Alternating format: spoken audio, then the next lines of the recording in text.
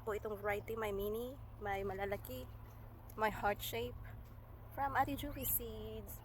So welcome to my kind of paradise, to my tunnel of garden of love. Ayan. Ganito na lang po talaga kaliit ito, yung variety niya. First harvest. May nakita tayo dito. Ayan. Ito pala ata talaga yung malalaki. At ito pa.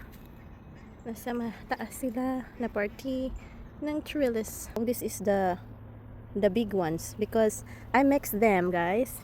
Hindi na ako nag-iisip eh. Minex ko na yung pagtanim ko. Ayan, madami na ang bunga ng ating mini ampalaya. Ayan.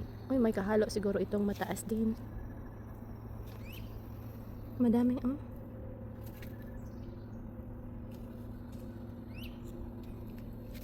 Ito yung matataas. Nahalo-halo ko na nga yung pagtanim ko nito, guys.